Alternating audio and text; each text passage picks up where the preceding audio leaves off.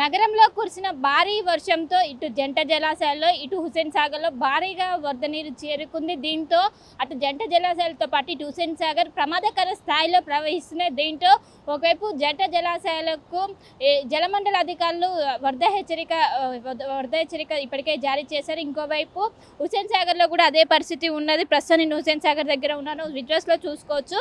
మొత్తం భారీగా వరద నీరు వచ్చి చేరడంతో పెద్ద ఎత్తున ప్రవాహం అనేది ప్రమాదకర స్థాయిలో మనకు కనిపిస్తున్నది.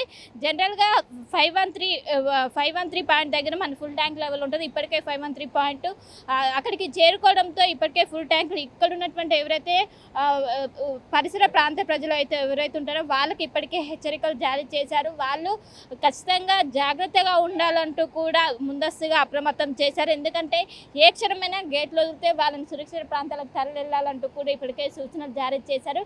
ఎందుకంటే ఎగువ నుంచి భారీగా కొన్ని వేల కోట్ల క్యూసెక్ల వాటర్ అనేవి దిగువనకు వస్తున్నాయి. దీంతో ఎక్కడికక్కడ అటు జంట జలాశయాలతో పాటు ఇక్కడ ఉన్నటువంటి హుస్సేన్ సాగర్లో సైతం భారీగా వరద నీరు వచ్చి చేరుతుంది. ఇక్కడ హుస్సేన్ సాగర్లో ప్రధానంగా అటు కుకట్పల్లి నాలా కావచ్చు, బేగంపేట నాలా, పికెట్ నాలా ఈ నీళ్ళని కూడా వచ్చి ఇక్కడ హుస్సేన్ సాగర్లో చేరడంతో జనరల్గా ఉన్నటువంటి నీరు కన్నా ఎక్కువ బాగా రావడంతో ఎక్కువ మొత్తం కూడా ప్రమాదకర స్థాయిలో కనిపిస్తుంది. మన అలలు కూడా చూస్తే ఒక నది ప్రవాహం తలపించే విధంగా ఇక్కడ హుస్సేన్ సాగర్ సంబంధించినటువంటి వాటర్ కూడా చూసుకోవచ్చు.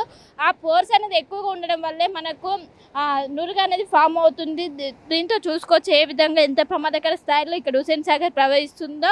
దీంతో ఇప్పటికే అధికారులు హెచ్చరికలు జారీ చేసే ప్రధానంగా లోయర్ ట్యాంక్ బండ్ పరిసర ప్రాంత ప్రజలు ఎవరైతే ఉంటారో వాళ్ళు అప్రమత్తంగా ఉండాలి. అవసరమైతే సురక్షిత ప్రాంతానికి తరలి వెళ్ళాలంటూ కూడా ఇప్పటికే సూచనలు జారీ చేశారు.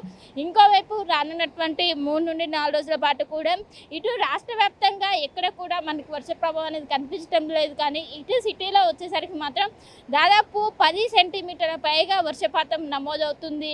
మొన్న కూడా అదేవిధంగా నమోదైంది. తక్కువ సమయంలో ఎక్కువ వర్ష తీవ్రత ఉండడంతో భారీగా వరద నీరు వచ్చి చేరుతుంది. ఇంకా రానున్నటువంటి 3 రోజుల్లో కూడా ఇటు సిటీలో భారీగా వర్షం వచ్చే అవకాశం ఉన్నట్లు కూడా ఇప్పటికే ఐఎండీ అధికారులు అంచనా వేస్తున్నారు.